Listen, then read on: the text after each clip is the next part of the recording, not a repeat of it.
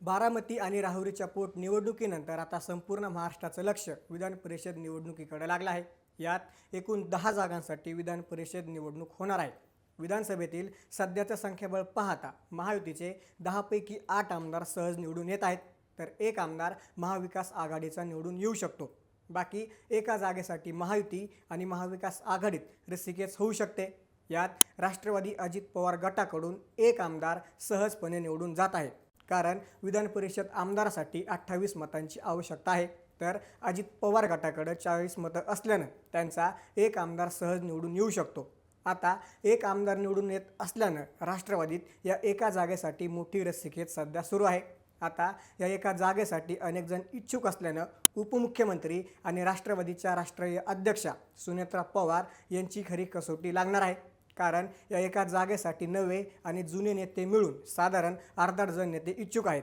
आता यात त्या कोणाला संधी देणार हे पाहणं खूपच महत्त्वाचं ठरणार आहे। इच्छुक असणाऱ्या नेत्यांमध्ये नुकतेच निवृत्त झालेले आमदार अमोल मिटकरी, माजी खासदार आनंद परांजपे, सुरेश बिराजदार, माजी आमदार दिशांत सिद्दीकी, उमेश पाटील तसेच माजी आमदार सुनील टिंगरे, विक्रम संजय काकडे हे नेते इच्छुक आहेत। आता या नेत्यांपैकी सुनेत्रा पवार नक्की कोणाला संधी देतात आणि कोणाला डावलतात हे पाहणं महत्त्वाचं राहणार आहे। नक्की कसं आहे विधान परिषदेचं गणित? उपमुख्यमंत्री सुनेत्रा पवार नक्की कोणाला संधी देणार? राष्ट्रवादीत नक्की कोण कोण इच्छुक आहेत समजून घेऊया या व्हिडिओच्या माध्यमातून। नमस्कार, मी महेश आणि तुम्ही पाहताय थोडक्यात। राष्ट्रवादी काँग्रेसमध्ये सध्या या एका जागेसाठी जी चढाओढ सुरू आहे त्यामागे या नेत्यांची प्रदीर्घ राजकीय कारकीर्द आणि पक्षातील त्यांचं स्थान महत्त्वाची भूमिका बजावत आहे। सर्वात आधी नाव येतं ते म्हणजे नुकतेच निवृत्त झालेले आमदार अमोल मिटकरी यांचं। अमोल मिटकरी हे राष्ट्रवादी काँग्रेसचे फायरब्रँड नेते आणि उत्तम वक्ते म्हणून ओळखले जातात। पश्चिम महाराष्ट्रासह संपूर्ण राज्यात आपल्या भाषणांनी त्यांनी पक्षात आपली एक वेगळी ओळख निर्माण केली आहे। विधान परिषदेचे आमदार म्हणून त्यांचा कार्यकाळ नुकताच संपला असून पक्षाची बाजू मांडण्यात ते नेहमीच आक्रमक राहिलेले आहेत। दुसऱ्या बाजूला माजी खासदार आनंद परांजपे यांचं नाव चर्चेत आहे।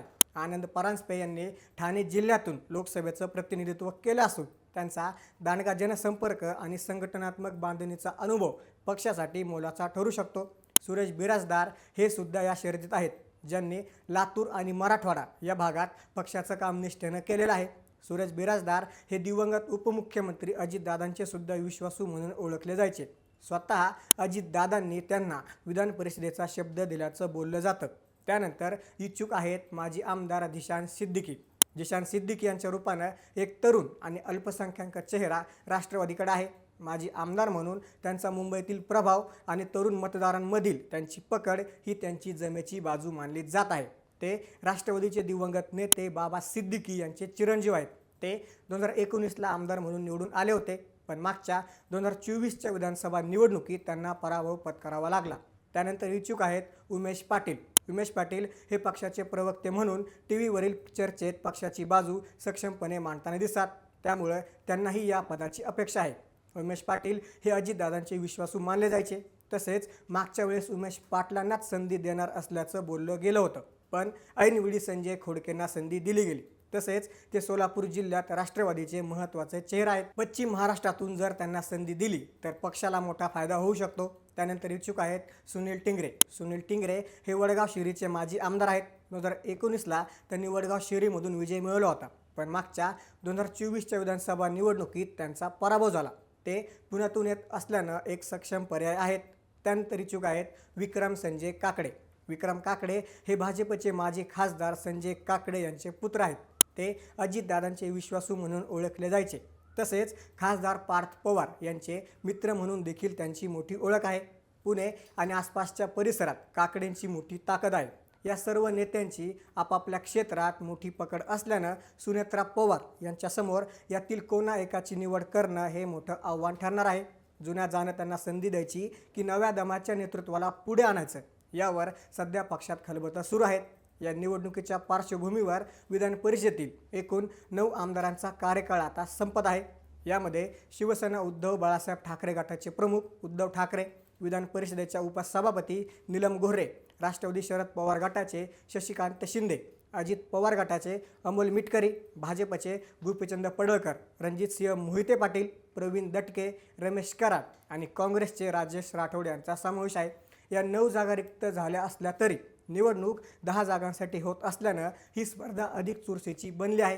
राजकीय गणितांचा विचार केला तर विधान परिषदेचा एक आमदार निवडून आणण्यासाठी 28 मतांचा कोटा आवश्यक आहे.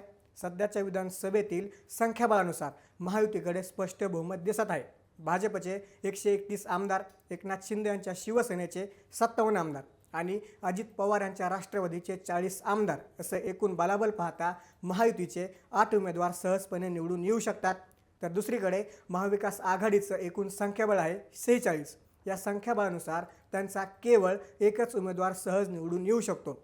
दुसऱ्या जागेसाठी त्यांना अतिरिक्त 10 मतांची मोठी जुळवाजुळव करावी लागेल, जे सध्याच्या राजकीय स्थितीत अत्यंत कठीण आणि आव्हानात्मक दिसत आहे. या संपूर्ण निवडणुकीचा कार्यक्रम आता जाहीर झाला असून राजकीय घडामोडींना मोठा वेग आला आहे.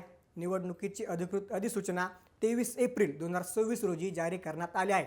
उमेदवारी अर्ज भरण्यासाठी 30 एप्रिल 2026 ही शेवटची तारीख निश्चित करण्यात आली असून त्यानंतर 2 मे रोजी अर्जांची छाननी केली जाईल. जर कोणाला आपला उमेदवारी अर्ज मागे घ्यायचा असेल तर त्यासाठी 4 मे पर्यंतची मुदत देण्यात आली आहे. प्रत्यक्ष मतदानाची प्रक्रिया 12 मे रोजी सकाळी 9 वाजेपासून ते संध्याकाळी 4 वाजेपर्यंत पार पडणार आहे. यात विशेष म्हणजे त्याच दिवशी म्हणजेच 12 मे रोजी संध्याकाळी 5 वाजता मतमोजणीला सुरुवात होईल आणि निकाल स्पष्ट होतील. संपूर्ण निवडणूक प्रक्रिया 13 मे 2026 पर्यंत पूर्ण केली जाणार आहे. या वेळापत्रकामुळं आता सर्वच राजकीय पक्षांनी आपल्या उमेदवारांची नावं निश्चित करण्यासाठी हालचाली सुरू केल्या आहेत. अजित पवार गटात तर एका जागेसाठी अर्धा डझन इच्छुक असल्यानं तेथील अंतर्गत पेच कसा सुटतो याकडे सर्वांचं लक्ष लागलं आहे. ही निवडणूक आगामी विधानसभा निवडणुकीची रंगीत तालीम मानली जात आहे. प्रत्येक पक्ष आपल्या जास्तीत जास्त प्रभाव पाडण्याचा प्रयत्न करत आहे. महाराष्ट्राच्या राजकारणात या 10 जागांच्या निकालांचे पडसाद येणाऱ्या काळात निश्चितपणे उमटणार आहेत. याबद्दल तुम्हाला काय वाटतं?